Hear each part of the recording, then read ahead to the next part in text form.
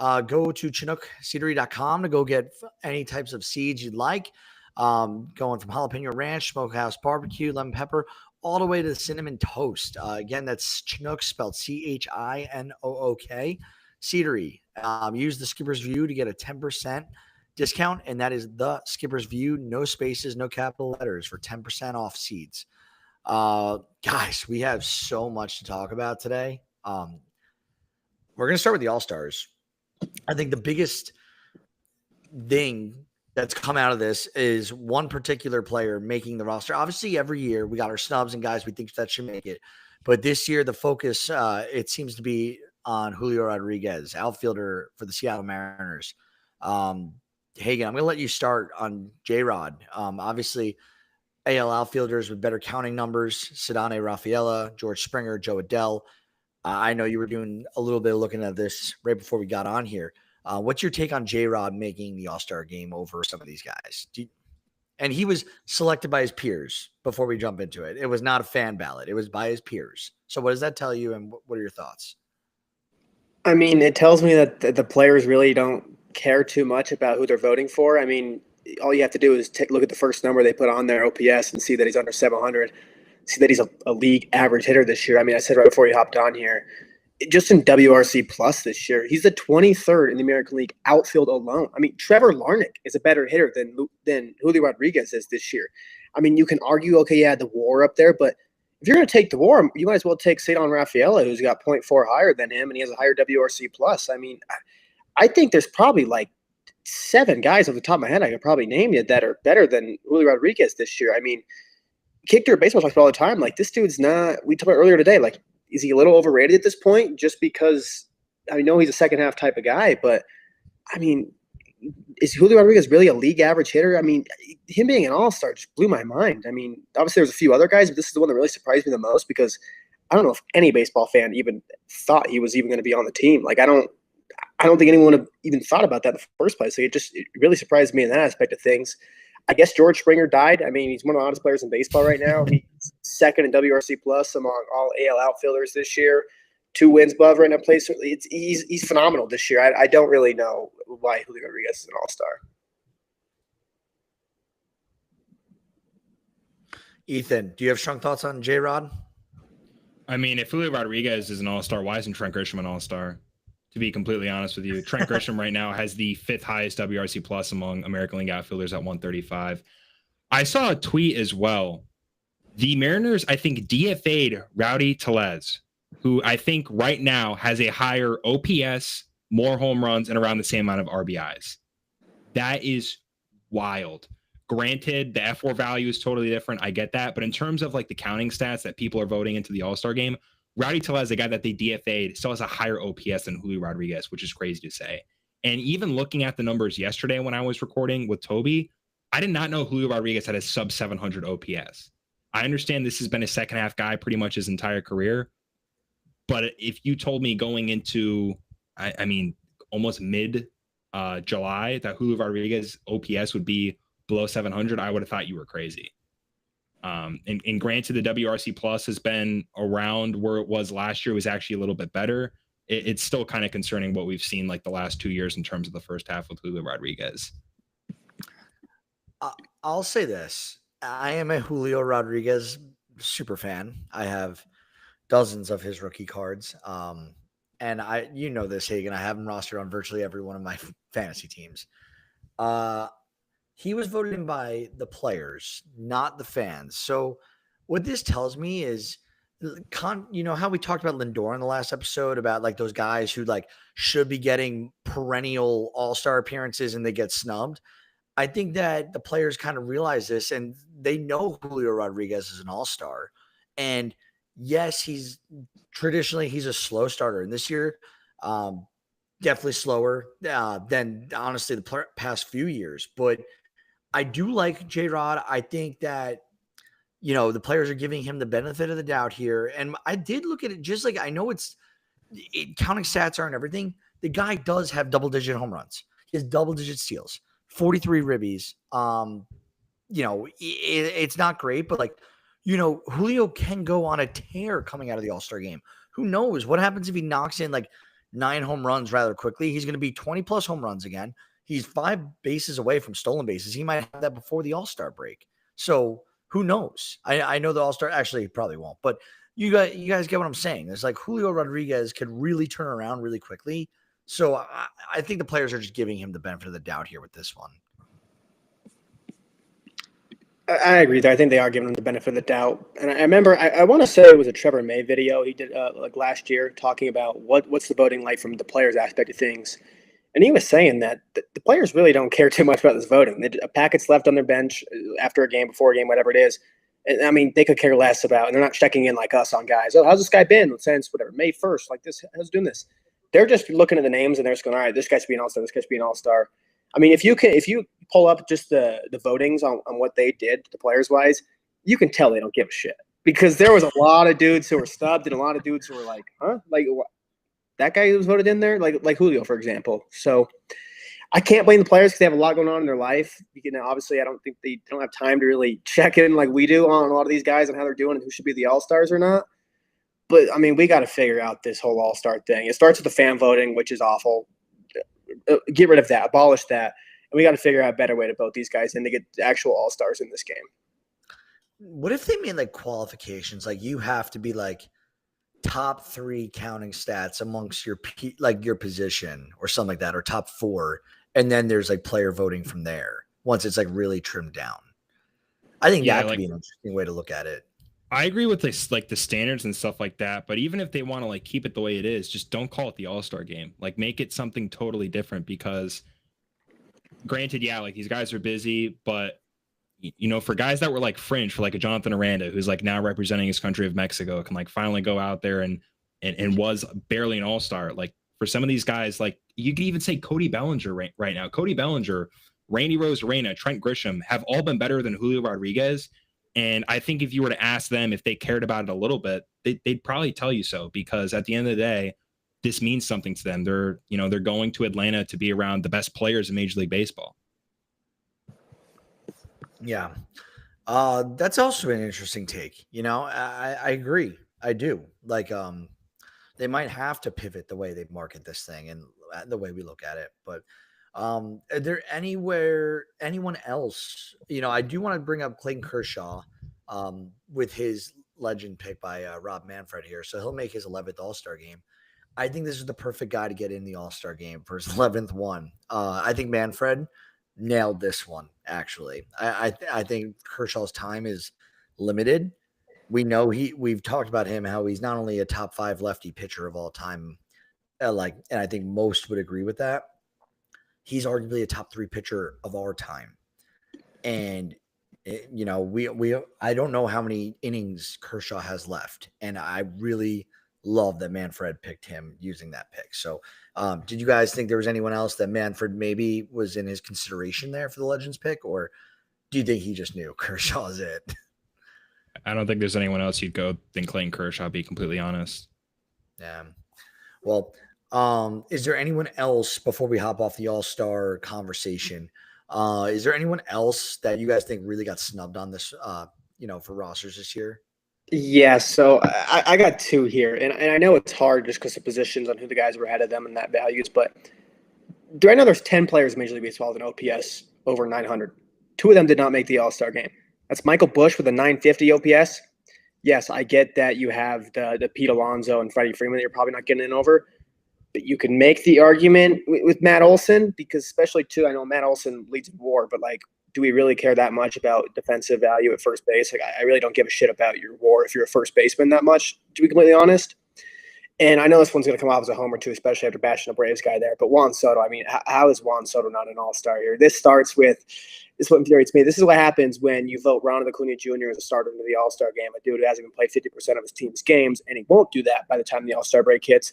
But because the fans like him a lot, you're not going to get the actual dudes who should be all-stars in the game. I mean, Juan Soto's been a top hitter in Major League Baseball this year, and I don't know how he's not an all-star. That one hurts me a lot, and that one really makes me mad, especially with Acuna getting the start. I mean, I don't think a lot of people that are listening or watching. Michael Busch is the highest WRC plus among all qualified first basemen in Major League Baseball. Granted, yeah, he's kind of a platoon neutral guy. Like, he's only going to go in there against right-handed pitching. But at the same time, you could even go with his teammate Seiya Suzuki. Granted, he's a DH. It's going to be hard to get over guys like a Shohei Ohtani or a Kyle Schwarber. Seiya Suzuki has been unbelievable. It's the only guy in Major League Baseball who has above 75 RBIs. So I could definitely go with those two. Trey Turner too. Like there's just a couple that definitely deserve to be in there. But yeah, I think leaving out Michael Busch is criminal. I mean, you could look at it in terms of WRC plus. He's been the most productive offensive first baseman in Major League Baseball, which is crazy to say. I have to, Hagen, I was at the 3 home run Michael Busch game this weekend in Chicago. Let me tell you, not only do I back your claim here on Michael Busch, but oh my goodness, that was the coolest, one of the coolest games. I've been to a few very cool baseball games. That one, I've got a Julio Rodriguez foul ball. I got to see Jeter break. I think it was the all-time Yankee hit record or jump like second on the list. I forget. I'll have to fact check me on that one later. But and now this, I got to see the most home runs hit by the Cubs franchise in franchise history with 8 this weekend. And Michael Busch was a large portion of that, contributing 3. And then Seiya Suzuki hit 1 as well. So speaking of, both those guys, the Cubs are for real. They should have got more All-Stars in this game. That's for damn sure.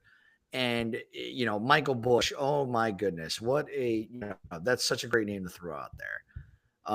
Ethan, how about you? Anyone else that you want to comment on, or we're good to jump off the All-Stars?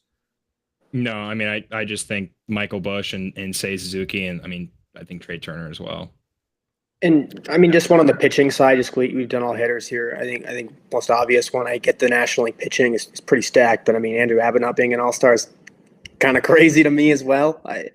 I know I've kind of viewed him as a regression candidate at points, but I mean, the dude's been one of the best pitchers in Major League Baseball this year, and it seemed like no one really talked too much about him being snubbed either. I mean, yeah, I agree. I think I made a post that I said Andrew Abbott's probably, you could argue, the biggest snub of the All-Star game. I mean, he's been unbelievable this year for the Reds. Yeah, and I kind of blame Cincy fans for not getting him in there. Just the way it's set up, you'd think like stack the ballots for him. But we gotta jump. We got a lot to talk about, and I want to, I'll let you start with this one, Hagen, just being the NL East fan here. The Nationals part ways with manager Dave Martinez and the general manager Mike Rizzo. So the senior vice president and assistant GM Mike DiBartolo has been named the interim GM, and I saw earlier Miguel Cairo is now the manager. Do we think the Nationals jumped the gun here?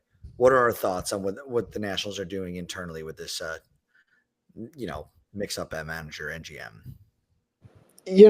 This one honestly kind of really surprised me at first, but then the more you look into it, it really didn't. Just with the manager thing. I mean, David Martinez kind of threw his team under the bus a couple weeks ago, so I think we all kind of thought after that it was like, all right, he could be getting fired here soon. But Rizzo is the one that surprised me a little bit, especially because a lot of people say he's great at finding talent and stuff like that. But then you look at it, and can you tell me? I mean, can you truly look at this Nationals team right now and tell me there's a good baseball player that was not acquired in the Juan Soto trade? I would argue that Nathaniel Lowe is probably your best player on the roster outside of that. And I mean, Nathaniel Lowe is a first baseman that got $7 million, gets like $7 million a year, something whatever like that. He's not a huge bopper. I mean, he's just kind of a first baseman. Didn't really get traded for much in the offseason. This team is pretty much built out in the Juan Soto trade. Granted, yeah, you should hit on that. You got to give them credit for the players that got back in that deal, because you can only see 4 or 5 guys all pan out once you get a player like that. But this team is just, if you took those guys out, they might be worse than the Rockies. Yeah, I don't know how I feel about it. Like, I don't feel too strongly, just considering like the Nationals they're not irrelevant, but they, CJ Abrams really kind of disappointing this year. I felt like the Nationals could really leapfrog in the division, considering the Braves are still not, being the Braves. And the Marlins, we knew were going to be down for a while with Bendix, like doing a complete overhaul and rebuild in Miami. The Mets, we knew were spenders. So I thought the Nationals would really be a a strong wild card contender, not a fringe to non-contender at all. And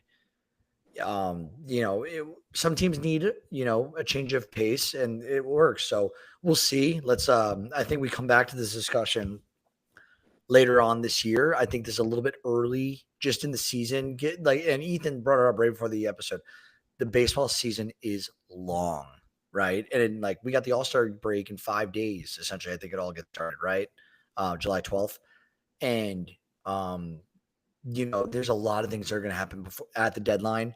I think the Nationals could, acquire some people, and you got to give the GM the ability to make season changes, and every team gets active at the deadline. And how many times do we see a team, transform themselves from acquisitions they made at the deadline and become that much better? Who knows who the Nationals pick up, and, they could get that much better, maybe get veterans on the cheap that they don't have to pay long-term, but they can make them compete now with James Wood and Mackenzie Gore and company. So I don't know. Ethan, you got any strong feelings on the Nationals here? I think the one thing that we didn't even really touch is look at the drafts that they've really had. Look at Elijah Green. Elijah Green was supposed to be kind of the next big thing coming out of IMG. He really hasn't looked that promising. And it's really rare that you fire the GM and the manager at the exact same time, especially too that they're in a situation where they're having the first overall pick in the MLB draft. The timing of it is absolutely crazy. The Nationals, in my opinion, I think we're going to be a team that was hovering around 500. They've been really disappointing, to be completely honest, other than the World Series stuff. And even if you go and look at the contracts that they've kind of extended and stuff like that, a lot of them really haven't panned out either. So I think getting new faces in there, this is a young core that's probably going to be really good next year. CJ Abrams is still having a pretty solid year. James Wood is emerging as one of the best players in Major League Baseball. And you can even look at probably maybe the worst aspect of the trade is Robert Hassel III, who is still a really solid ball player as well. The Nationals have a bright future. They have a lot of stuff to look forward to. And I think the move didn't really shock anyone, because what the Nationals have put out the last couple of years, I think they're more than capable of being a better baseball team than what we've really seen from them. Good take. Another NL East thing going on this week. Pete Alonso said he won't compete in the home run derby. Hagen, Mets fan, what do we think about this? I think this sucks for baseball, honestly. I love Pete Alonso in the home run derby. It does feel weird that he's not going to be in the home run derby, but it is going to be nice. I don't have to hear these, it's his World Series jokes anymore, because I did like Pete Alonso. He says, I got a lot of things working for me right now. I just kind of want to enjoy the break. I've never enjoyed the full 3-day break of the All-Star break. So I gave him props, and hey, just relax for a little bit. You're one of the best players in Major League Baseball this year. You're playing out of your mind, having a career year. Yeah, relax a bit. And also, too, I know he's kind of saying at the home run derby, he's almost like the Mac McClung in that sense. Granted, he actually plays Major League Baseball, also like McClung, who's in the G League, but you just kind of throw him out there every single year. But I also get to, you can't just keep going out there. He's lost the last 3 home run derbies. I think it's a point, if you lose 3 in a row, you shouldn't be in it anymore. I don't really care who you are. So it just would have been worse if you lose 4 in a row. So it is kind of nice to have him out of there, but at the same time, it did kind of surprise me a little bit, because it just felt like Alonso was the biggest shoo-in for any event in baseball every year. The Mac McClung reference was so elite. I had to credit you on that. The Mac McClung mention was great. I will say, though, the only positive about this, and I've been saying it for a few years now, my dad, who's just behind me, fully agrees with this. A lot of players after the home run derby that are in it don't do well in the second half. A lot of their swings get messed up.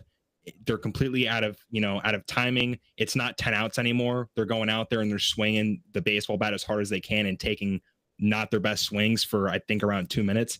So honestly, I think Pete Alonso not doing the home run derby will probably help the Mets this year, because you'll see with a lot of these guys that have been in the derby, go and look at the second half splits post derby, they're not good. I'm pretty sure that Aaron Judge didn't he won it, right? The home run derby at one point. 2017. Miami. Yeah, Wait. in Miami. What's up? He won it down in Miami, you're saying? Okay. Yeah, so he did. I want to look at his 2017 splits. Hagen, if you could pull that up while we go through this, I'm pretty sure he was miserable after the home run derby, if I'm remembering that correctly. I could be off, but I'm pretty sure I remember like, why did he do this? This seems so dumb if you're gonna like be this bad. And like Ethan, I totally agree with that sentiment. I'm pretty sure I mean, like dude, he's just look a at Randy specific guy I Rosarena remember, post home but, run derby. Randy Rosarena post home run derby was not the same baseball player. There's a couple other dudes as well that just were not good performers after that. Granted, like they're a lot better, but in terms of the overall players, because they're Major League Baseball players, but I'm telling you, it does not, like, your swing gets completely out of whack because you're training for that for a few days. You're going up there and you're taking 50 hacks in 2 minutes. So it's not the best. And Judge in that 2017 in the first half put up a 198 WRC plus. The second half still put up a 145 WRC plus, but that's a pretty large fall there. I mean, even in that second half, he had a 939 OPS, but he hit 228, and he was Kang at 32% of the time. Yeah, and for those that don't understand, a WRC plus 100, I'm pretty sure, is league average, correct? So Correct. Aaron Judge was 200% better than the league during the first half of baseball. The next, he was about 1.5 times better than league. Like, that's a huge difference. And like, I shouldn't say he was miserable, but he's miserable for Aaron Judge. And like that, the Judge we've known to come and love. So just for correction, so it would be 100% better than league average because it'd be the 100 to 200, and then that would yes, and then 50, 40, yeah, 45%. Every point above 100 is how much percent better you are, and vice versa if you're negative.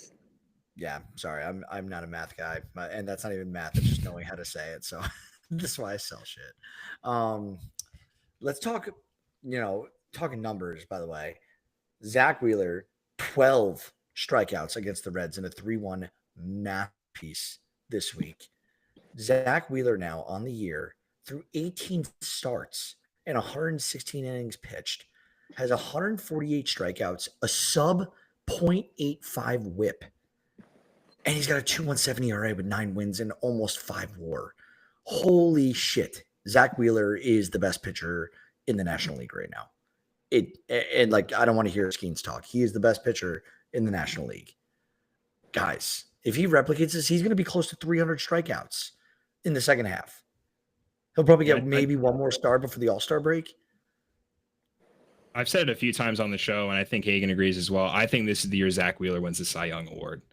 I mean, he's on a complete other level right now. You can look at the ERA and stuff like that. Zach Wheeler's expected ERA, granted, Zach Wheeler's regular ERA is 2.17. His expected ERA is 2.2. It's 0.03 more than his actual ERA. His FIP right now, which if you have a low ERA and your FIP is high, it means that you're getting very unlucky, or you're getting very lucky, excuse me. His FIP is 2.49. So Zach Wheeler right now, in terms of what he's able to replicate, in terms of the actual numbers and the advanced numbers, are equally checking out. And Paul Skeens recently hasn't been as good. Yeah, he had 10 Ks over 5 innings in his last start, but Zach Wheeler far and above right now, along with Tarek Skubal, are the top 2 pitchers in Major League Baseball. They have been on another level their last 10 to 12 games. Yeah, I'm glad you brought up that ERA and his xERA and his FIP there, because Zach Wheeler's ERA, his xERA, his FIP, and his xFIP is virtually the exact same. So if you look at Skeens, his ERA is 1.94, his expected is 2.52, his FIP's 2.37, his expected a 3. I mean, you could say some regressions due for Skeens. Granted, I mean, Skeens gets a little bit more ground balls. He has, I mean, a way better home run to fly ball ratio there, so that plays why for the lower ERA there. But I mean, Wheeler's walking less guys. He's striking out more guys. He's leaving less guys on base. I think I'm with you too. I mean, I think this is the year that Wheeler kind of gets it done here. Granted, we're kind of saying this when he's on a really hot stretch right now, and Skeens has struggled a little bit lately. But I also think too, the reason I think Wheeler in the Cy Young is because I don't trust Paul Skeens to go 90, 95 pitches when down the stretch when the Pirates are out of it by 20 games. I mean, the Pirates are going to protect this guy at all times. That's a great point, by the way. 7 innings. They're gonna keep cutting him off short because they care about him more long term because they're not playing for shit this year. So it's just, I don't make betting advice, but if you were going the Cy Young, I mean, Zach Wheeler is plus odds right now. And taking into account that he's going to overtake him in the innings because Skeens his innings are going to get cut a little short here a little bit at the end. I mean, right now, Zach Wheeler is striking out almost 11.5 per 9. He hadn't even had a clip near 10.5 in his career. Zach Wheeler right now is probably pitching the best of his career. And really quick shout out to Paul Skeens. I think Paul Skeens has like a 1.93 or a 1.94 ERA. He's 4-7. I don't even know how that is humanly possible that he's doing that. And we're not saying that Paul Skeens isn't on the same level as Zach Wheeler, but right now what Zach Wheeler is able to replicate, I think him and Tarek Skubal are probably the only pitchers that go out there on a regular basis. You know exactly what you're getting. They're probably the only two pitchers where they allow more than 2 or 3 runs. You're like, wow, like they did not pitch at their level because they have been that good this year. I'm glad too you brought up that Skeens record there, because I'm someone, I hate the win stat for pitchers, or at least I think you should, at least if you're going to use a win, at least look at did the team win the game, not did the pitcher get you the win. That's what I think about it. But I mean, this is literally, I mean, Codify put it out the other day. This is literally like the worst record in the 19-game span to have a sub ERA, 90 or more strikeouts since 2018 Jacob deGrom. We talk about how funny it is, how bad that Mets offense run support was for deGrom that year. It's literally the closest thing to it is this Pirates offense with Paul Skeens this year. Paul Skeens went 5 innings with 10 Ks last start. They lost 1-0. And I believe the run was scored the first inning it came out. Dude, that makes me hurt for Paul Skeens. I shouldn't ever hurt for that man. He's doing just fine. But I hurt for him in that situation. Like, just being so goated in a situation where, like, you can't do anything else better to, like, better yourself or your team at this point. Paul Skeens is that Lamborghini meme where he's the Lamborghini in the shitty house. That is right now Paul Skeens on the Pittsburgh Pirates. That's what it is. That's the best way to describe it right there. Yeah. That's what it is. And it sucks too, because like I don't know if there's anyone more in the league who could give a shit about his stats and just cares about winning more than Paul Skeens, and his team does not win when he pitches. Bro, he's 4-7 with the sub 2. That makes no sense. Dude, I think it's his last 12 starts. He has 1 win, and he has like a 1.2 ERA or a 1.7. Paul Skeens, really quick before I'm sure we move on from him, he had 8 starts of 6 innings or 2 or fewer runs. He won 1 of those games. 1. I don't even know how that's remotely possible. 8 starts with 6 innings with 2 or less runs, and I think with like 7 or 8 Ks, he won 1 of the games. I mean, it's genuinely comical at this point. Like, it's hilarious for how good he is for him to like not win games. It makes no sense to me. Like, obviously, we've been bashing this Pirates offense this entire season. I mean, I said in your chat earlier before this, I'm not a banana ball guy. I'd rather watch banana ball than watch this Pirates offense right now. That's how bad this Pittsburgh Pirates offense is. They're not supporting Paul Skeens at all. And this is the same thing we had in the all-off season call coming into the year is, what did you do to support Paul Skeens and his pitching staff? Because if you look, too, on pitchers, like Mitch Keller's getting screwed, too, every time he goes out there and pitches. He has, I think, the most quality starts in baseball this year without getting a win. It's ridiculous. Mitch Keller will not be a Pittsburgh Pirate in a few weeks. You don't think he's getting moved, Ethan? I kind of like that now, to be completely honest. I think him and Heaney are both going. I think they're going to try. I think Heaney for sure is. Heaney's for sure going. Mitch Keller, I think Mitch Keller can get them some. I think they can get a legitimate like prospect bat for Mitch Keller. Heaney's I agree with that. Like a 16th round outfielder with like some promise from like, you know, Sewanaka Hills Community College and yeah, right. Yeah, like shout out Sewanaka Hills. I don't even know if that's real. There's a Sewanaka by me on Long Island, and I just drop in a random name there. But you guys know what I mean. You know, and sometimes it pans out. Look at Tarek Skubal. Where did he go to school? Do you guys know? That'll be our trivia question. Seattle. I think he did go to Seattle. University of Seattle. I believe he was an 18th round pick. He went to Seattle, Washington. Oh, good call, dude. Nice call. Hagen's crazy, bro. That's an insane poll. Not even a Tigers fan either, by the way. Like that's an insane poll. That is insane. Good for you. Good for you, Glenn Coco. Mean Girls. I don't know if that's Pat or before your guys' time. That movie might be a little before me. I've seen it before, but okay. Astros, they are on a heater, and we named the episode after them. So we're going to take some time to talk about Houston right now, because I think Houston can get really, really creative and really good at the deadline. So the elephant in the room is we don't know what Jordan Alvarez's status is with the hand. Everything else, though, seems to be clicking in Houston. So Hunter Brown, he made the All-Star game. We got Jose Altuve. He just passed Jeff Bagwell for second all-time on the Astros all-time hit list. He's now trailing Craig Biggio, who had 3,060 hits in 20 years. Altuve not only can get to 3,000, he could beat Biggio. So we have weapons in Altuve. Hopefully Alvarez is back. We know what Jeremy Pena and Yanier Diaz are. Guys, what does Houston do at the deadline here to get better? I think they're probably adding a starter, to be completely honest.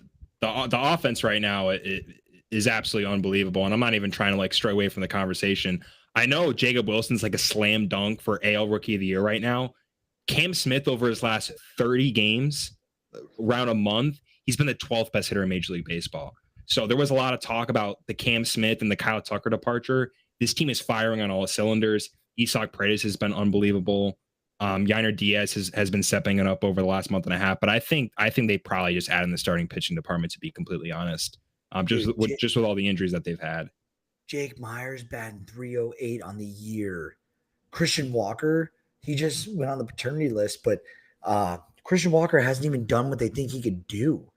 And if you give him a little, like with Alvarez getting added at some, I'm assuming Alvarez will be back. I do not assume his season is done. I don't know why I'm assuming that. I feel like more would come out if his season was done. I think we haven't heard anything about Jordan Alvarez. It's so weird, to be completely honest. And that's what I was going to say too. I think if you're looking at what they're going to do deadline, I think a bigger thing would be, is Jordan Alvarez going to be ready for the postseason? Because I think we all trust Jordan Alvarez enough to give him, if you just gave him even 2 to 3 weeks before the playoffs and then get right, and then the playoffs with him, you feel fine about that. But I mean, if he's not there, I mean, I think you could go out of bad at this deadline, because like just the roster resource right now. Right now, their DH is Cooper Hummel. You have Taylor Trammell playing left field for him. You got some guys in there. And if you go to the bench right now for him, it's Cesar Salazar, Zach Short, who I didn't even know was in the major league still, Shea Whitcomb, and Kennedy Corona. I've never heard of a couple of those guys, and I watched a lot of baseball. Shout out Kennedy Corona. Yeah, I was gonna say that name's awesome. But I agree with Ethan too. I think you have to get a starter here. I mean, the bullpen's the second best bullpen in baseball, ERA, best by FIP. So I think the bullpen's fine, unless you did want to kind of add somebody there. You can always add bullpen if you want a little more depth there. But I would say maybe a bat. Obviously, there's not that many big bats at the deadline this year, at least seemingly so. So we'll have to see. But I think a starter is the biggest need if I had to pick one. I mean, dude, the Houston Astros have the 4th best ERA in Major League Baseball coming into today. Like they don't even really have a weakness right now. Granted, like they could probably use a left fielder. I would love Taylor Ward in the Crawford boxes. I think that would be a great fit for them. Just go out, slot him in left field. He's probably going to, I think that'd be honestly a solid pickup for them, but definitely look for them to probably add a left fielder, maybe even a DH bat if Yordan doesn't come back. But I know we spoke about it last episode. The fact that we're not hearing really anything about Yordan Alvarez for the last almost 2 months of the season is just so beyond weird for me. And I don't know. There was another guy that had the exact same injury as Jordan, and it was the same thing. We didn't hear anything about it because he was out for, I think, 3 months. I mean, if you had Taylor Ward and Isaac Paredes with those Crawford boxes, I'm telling you, bro, that would make sense. That'd be fun. And I was going to say, I think the Houston Astros are more likely to trade for a middle tier pitcher than, like, they're not going to go after Sandy Alcantara. I'm looking at it. They have the prospects to do it. But if they did, they'd be giving away like their number one prospect in Bryce Matthews for sure. They'd be giving up maybe Jacob Melton, who's been in the MLB, he's on the injured list right now. Maybe McGill, Uloa, and that's like 3 of their top 4 prospects. I don't know if they have to include another one just to make it a sweetener, but they're probably going to add. I would love to see like the Astros. I wouldn't love to see it because it's the Astros, but I'm trying to think who would be a really good fit for Houston. And a couple names came to me. I thought about Mitch Keller earlier. Opposite divisions. They don't play each other. I would let maybe even Heaney and Keller come over in a deal and they move over a prospect, because that solves like your starters 4 and 5, and you get Arrighetti back. soon. I think Arrietty's playing catcher, throwing off a mound already. So, it could get really interesting for Houston. And Taylor Ward, if they're able to pull off some with LA, that'd be insane. Dude, I could see like Ramon Laureano too. Like Ramon Laureano's playing in that division for a lot of his career too. He probably knows Houston well. And this guy's pulling the ball a shit ton. He was there to match lefties. He's not doing that. He's crushing right-handed pitching. I think like a Taylor Ward or a Ramon Laureano, they don't need an over-the-top bat because the offense bangs.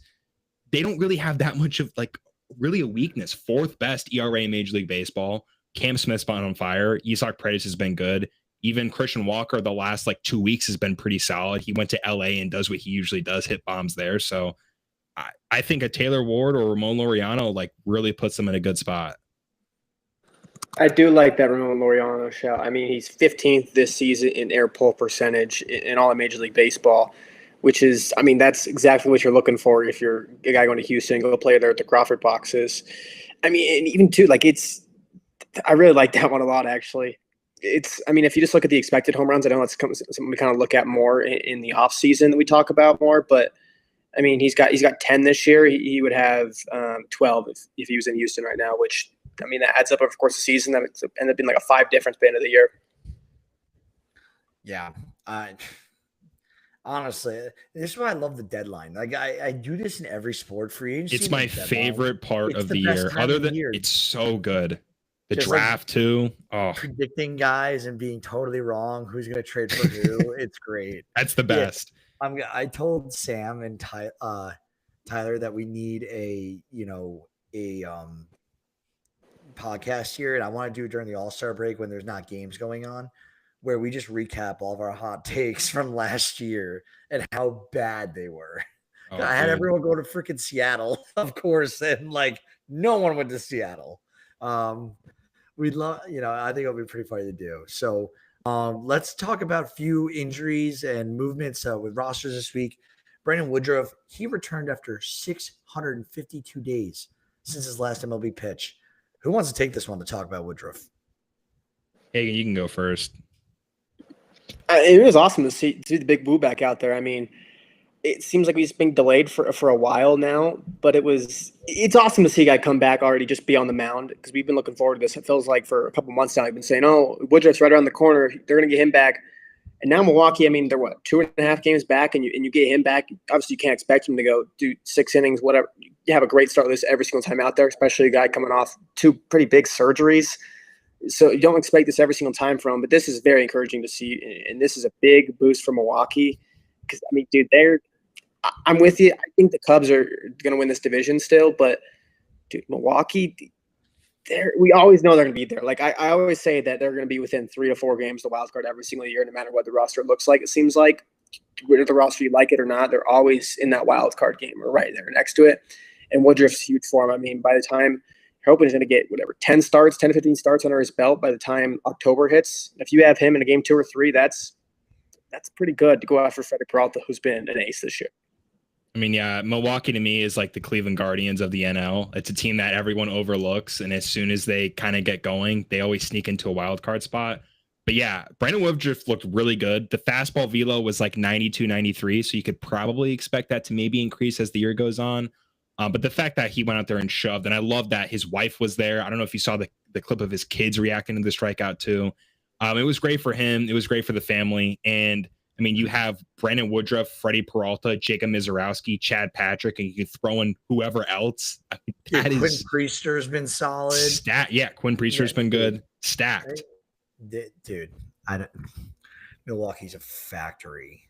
A factory. I think they're Tampa, Cleveland, Milwaukee, whatever their pitching, coaches and units are doing, copy them. Everyone else should just copy what they're doing because they're doing it right. And then, we could switch and pivot here from Milwaukee. I'm going to talk about the Yankees for about a minute. We talked about this, Ethan, right before we hopped on, and I think we could do a whole episode on this, so I don't want to dive in deep. Oh, we could. The Yankees are in a very, very, very sensitive state here. And this comes on the back of Clark Schmidt now getting set for Tommy John. He's been very, he's been solid. He's been really good all year that he's pitched. And you got Aaron Judge. Realistically, at his age, you have 2, maybe 3 more years of like elite production, unless Aaron Judge just honestly tips the scales and like breaks the age barrier, which people do it. People do hit till they're 40, but like he's a bigger guy. I'm just projecting that, he maybe like he's obviously very in shape and stuff, but he's just big. And like, I don't know how that's going to hold up when he's 35, 36, 37 years old. And then I wish him all the best, but the Yankees have 3 years with him realistically to really go for a World Series run. It's not going to be this year. Cole's out for the year. Luis Gil's been injured all season. We don't know like where he's at. I know he's been like throwing and stuff, but like realistically, is Luis Gil added to a staff with Rodon, Fried, Yaro, Will Warren, and now Cam, and I'm going to pronounce this wrong, Cam Schlittler from the prospects. Go, Brett. I think I got it. He looks like a dog, Cam Schlittler. I had to say it again. But I think the Yankees, like if this prospect and doesn't tear it up, they're relying a lot on Ryan Yarbrough and Will Warren. And I don't know if those guys are like they're not shut down in the playoff pitchers. They're great for the regular season. And we might win a lot of games and win a wild card. That's not what Yankees, the organization or the fans are interested in anymore. They're interested in titles. And it's been 15 years, 16 years since our last title, 2009. So I think the Yankees either need to get really aggressive internally and make some changes. And I'm not calling for anyone's specifics job, but I think a lot of Yankee fans, they're going to call out Aaron Boone. They're going to call out Brian Cashman that it's time for a shakeup. I'm not calling them out here and now. What I'm saying is I think Steinbrenner needs to either get aggressive internally and be like, this is not the direction that's working and has not been working for 16 years, or he's got to look at it like, this is the direction we're going. We're going to get super aggressive right now because we're the Yankees, and we're going to go make that trade for Sandy Alcantara to do whatever it takes to get a stud, a third stud pitcher, because Rodon and Fried are dogs. And if you get a third starter like Sandy Alcantara added to this, that's a legit chance with a couple of bats that they need to make a World Series run. I'm going to pause there. We'll see what they do. I don't know if they're going to get super aggressive at the deadline, or I think they need, changes internally. Right. You cooked. That was fantastic. Thank you. I do just real quick want to comment just on the Yankees is I think when you look at this, like you said, that there's after Rodon and Fried, who Rodon struggled a little bit lately as well. You can't trust any of those other guys in the rotation to give you a start in game 3. At that point, it's just you're pretty much rolling with an opener for games 3 and 4. And I think I see a lot of Yankee fans say, "Oh no, you have Luis Gil coming back," but you can't just trust a dude who I get he was rookie there last year, but that dude can lose his control any minute. I mean, I love Luis Gil. By the way, shouldn't have won rookie of the year. By the way, no, did I not say this right before the episode though? That like I don't even trust Luis Gil to come back and shove again. You can't though. Like he's coming off a big injury. You can't just expect him to come back and do what he did last year and have a phenomenal ERA, especially a guy in the postseason. I don't want a dude out there in the postseason who can just lose his command all of a sudden in the first, second inning, and it just ruins the whole game. The Yankees' outlook for me is so weird. I told Brett before the episode, other than Aaron Judge, and if Jazz Chisholm is on the field because he's dealt with so many injuries now. Cody Bellinger's been great, by the way. Other than the first month of the season, he's hit 300 in every single month. Outside of those guys, who is stepping up in that offense? Jason Dominguez has been hot. I'm not trusting Jason Dominguez in the playoffs yet. I'm really not even trusting Trent Grisham, to be completely honest. Anthony Volpe is like a shell of a prospect that people were kind of making him out to be. I'm just not buying the Yankees this year. Like, I don't think it's even a hot take.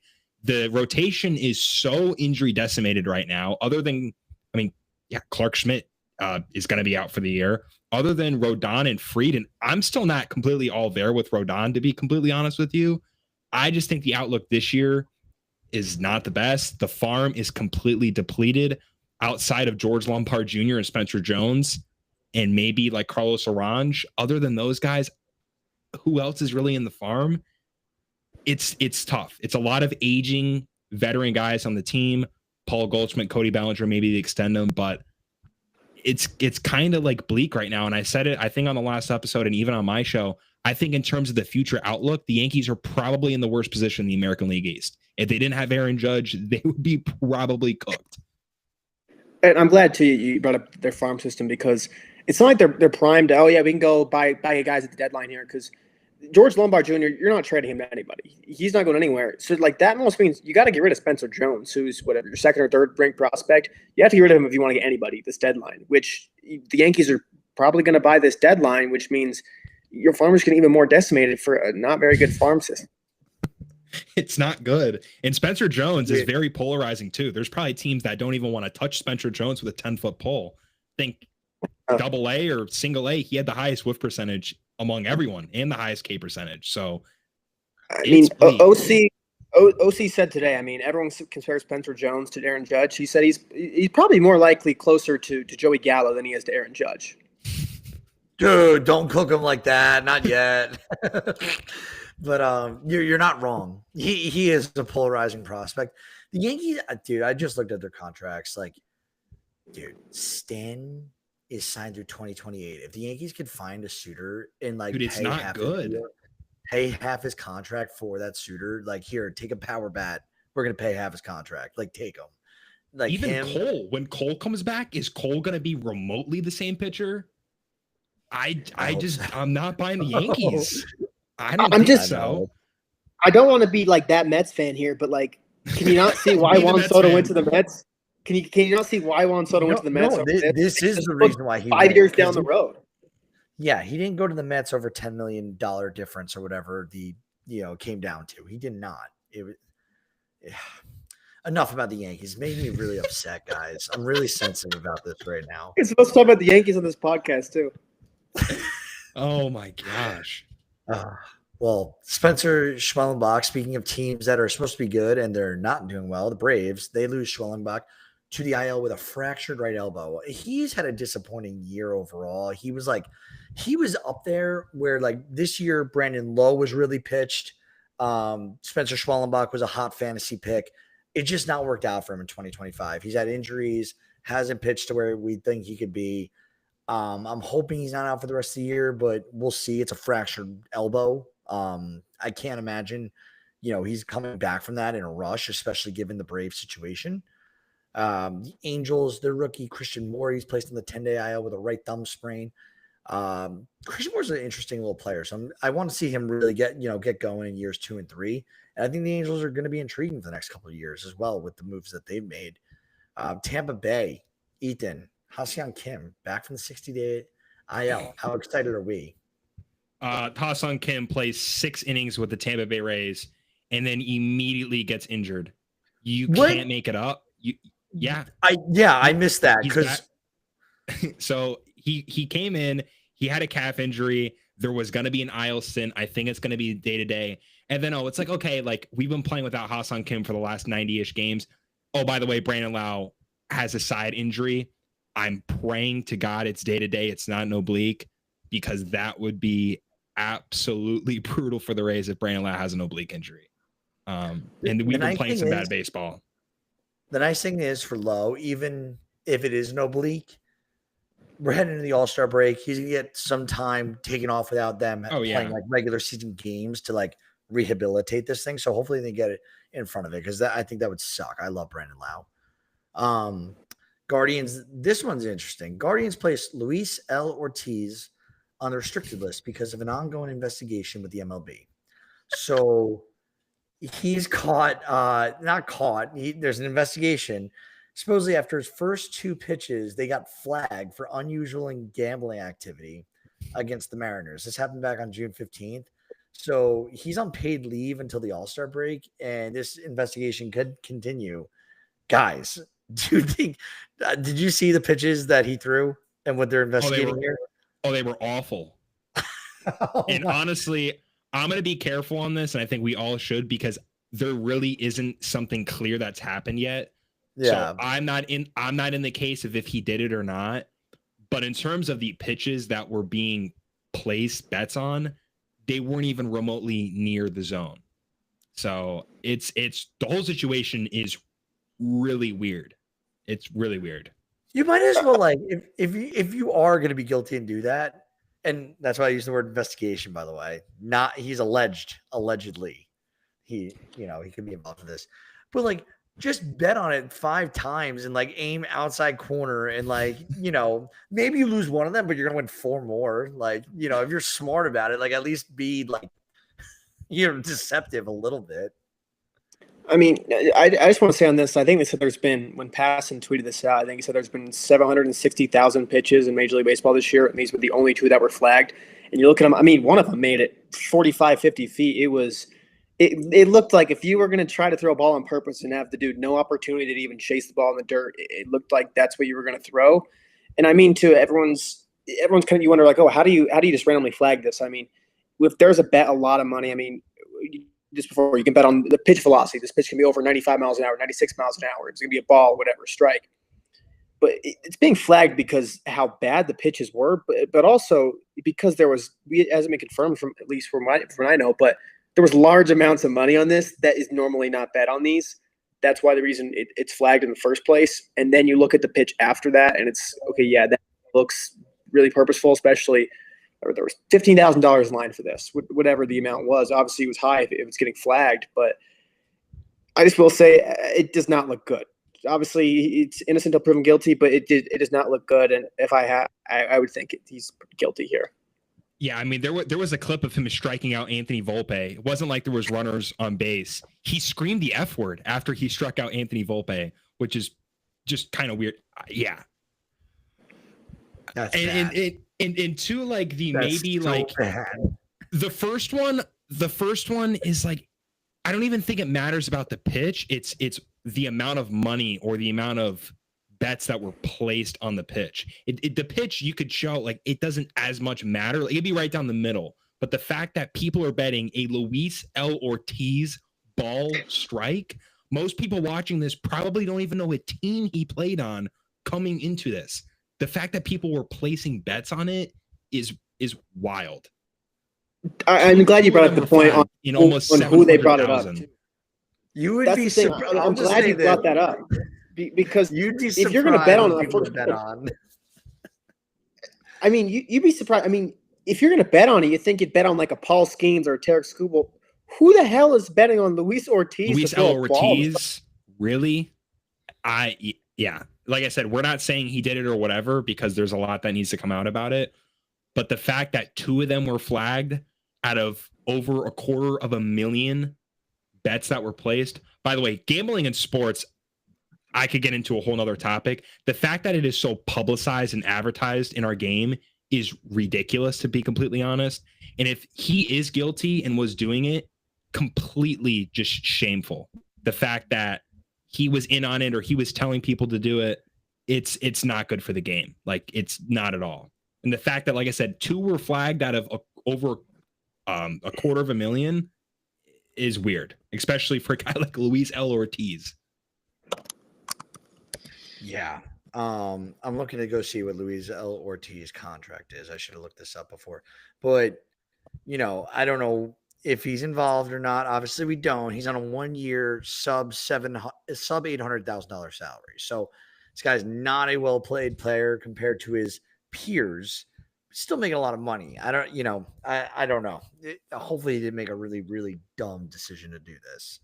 The last thing I want to talk about before we get out of here, coming up on an hour, and I think we could have a good conversation about this. So, eye-popping stat of the week.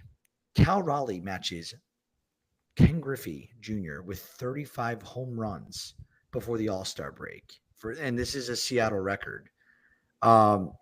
Obviously has an opportunity to break it before the All-Star break begins. We're talking about that Ken Griffey did this in 1998. We are talking prime time Ken Griffey Jr., what Cal Raleigh is doing right now. I want people to let that sink in because we just say he's having a great season and we never we'll compare him right now to like Aaron Judge and Shohei Ohtani, how they're doing home run wise. We are talking he's on Ken Griffey Jr., prime Griffey Jr. Seattle days level, like numbers right now. That's how good Cal Raleigh Jr. has been. Guys, What are the odds that Cal Raleigh Jr. takes AL MVP, especially given the fact that the Yankees they're trending the wrong way in the standings, and the Mariners are, I feel like, only getting healthier. Like I'm not saying they're a lot better, and the Yankees are playing the Mariners this week head to head. So good time to have this conversation. Hey, you want to start us off? I love Cal Raleigh, and I know it's very good what he's doing, especially catching pretty much every single day. But I mean, there's no way in hell in my mind that Aaron Judge does not wins MVP. I mean, I posted today he's on pace to have the best WAR since 1927 Babe Ruth. We would place him as the 5th best WAR of all time, behind the 4 ahead of him, all Babe Ruth in the 1920s, better than 2002 Barry Bonds. I mean, if you just look at the base numbers too, I mean, the home runs is really the only thing that Raleigh's going to have him on. I mean, they're on pace for both 133 RBIs. Raleigh will have him by 5 stolen bases if that pace is out the same way. But I mean, Judge is almost batting almost 100 points higher than him. His on base is 80 points higher than him. His slugging is 70 points higher than him. It's WRC plus. He's 60 points higher than him. Judge is putting up a historic season. But when this is all said and done, you could argue Aaron Judge is having one of the best seasons in Major League Baseball history, and arguably the best season since Barry Bonds retired. And I think a lot of people just want to say, "Oh, Cal Raleigh's doing this. He's going to pass Judge in home runs. He should do this, especially with the defensive value he brings." But dude, Aaron Judge is still a great defender this year. I mean, he's grading out a very, very good defender. You can't just hit alone and have the WAR be that high. You have to have great defense to back that up too if you're going to put up a 13 WAR season. But Judge is a lock in my mind. He's been a lock since April, honestly. That's how good he's been this season. But Cal Raleigh, if he was in the National League, I think he'd be the MVP. It just sucks that he has Aaron Judge in front of him. Ethan, any strong thoughts on the? I mean, I think like to Hagen's point, I said it just like 40 minutes ago with Toby. I think if Aaron Judge is not in the AL, I think Cal Raleigh cakewalks to an MVP, especially if the Mariners do make the playoffs. Yeah, this guy has 35 home runs. Aaron Judge still has 33. Aaron Judge actually coming in today was hitting 360 with 33 home runs. Aaron Judge, and I understand Cal Raleigh's on this pace. I still think that Aaron Judge is probably going to have more home runs than Cal Raleigh. He'll probably have a higher WRC plus. He'll probably have more RBIs. He'll have a higher OBP, higher average, higher everything. Cal Raleigh, we're not taking away from how good he's been, but in terms of like the MVP conversation stuff, I don't know if you could really say that. I mean, like I said, I think Aaron Judge, even offensive numbers, is still smoking him. I think just Cal Raleigh being a catcher helps him a lot, and maybe there's some voter fatigue in there, to be completely honest with you, because Aaron Judge's MVP favorites have been crazy. I think Hagen and I were talking about it like 3 weeks ago. It was like minus 20,000. There was no money to be made on it, but I just think that the season that Aaron Judge is still putting up is unbelievable. And I think you could probably say it's getting overshadowed with Cal Raleigh being that good this year. Yeah, and when I posed this question, I didn't want to come off as the biased Yankee fan, be like, Aaron Judge is going to definitely win it. Like, there's no question. But, like, it would be really hard, even given the defensive statistics with Cal Raleigh right now. But Cal Raleigh, like, people got to know, like, this isn't like, he's just hot. He's having that great of a season right now. Like, he probably will be, if we look at top most home runs in a season by a catcher. Do you guys know who it is? Is it Piazza? It's Salvador Perez. Salvador Perez. I think he had like 47. He'll smoke that. Yeah, he might smoke this record. And you're absolutely right. So it's 48 home runs by Salvador Perez.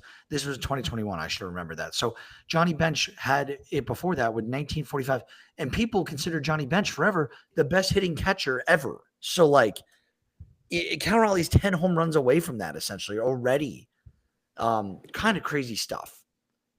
But and I'm glad Ethan brought up just like the betting odds of things. And I know that part of the betting odds also has to do with the handle and how much money is bet on where to determine the odds and all this stuff. But they also do a good job of getting the odds right and kind of giving you a good percentage on what's really likely to happen and stuff like that. I mean, right now, FanDuel has Aaron Judge at minus 1,600 to win the MVP. For people who don't know betting odds, that gives him a 94% probability to win the award. And if you look a month ago, he had a 99.7% chance to win the awards. His odds have drastically dropped from minus 10,000 to minus 1,600. I mean, I think historically, too, catchers kind of slow down a little bit in the second half. I'm not saying Cal Raleigh's going to do that, but it's something to keep in mind. I love the Cal Raleigh talk, and he deserves all of it to be in this MVP conversation. But he's in the conversation, but he's not the MVP. Yeah, Fair I mean, just to enough. back Judge real quick one more time, there are currently 3 players in Major League Baseball that have over a 600 slugging percentage. Number 3 is Shohei Ohtani at 610, Kyle Raleigh at 640. Aaron Judge's is 734. Not only is he doing it in terms of hitting home runs, he's probably going to be on pace for probably the most total bases in a season. What he's doing is unbelievable. Yeah. Yeah. Let's just list all the reasons why I'm wrong. I'm wrong. But no, fair point. Judge is just, dude, he's unreal. But So good. is there anything else you guys want to talk about before we hop off? We're right now at the hour mark. I think it was Detroit Tigers are 24 or 27 games over 500, first time since 2013. The Detroit Tigers have been crazy good, and they just absolutely manhandled my team. So you got to give them kudos. They've been so good this year. I just want to say it's DeGrom Day. Go tune into that. It's the first, second inning of that game, so go tune into that. And the Colorado Rockies have a negative 229 run differential as we sit here on July 7th. How many wins did they have? They're 21-69. Oh my God. That's so tough. All right. Well, all right.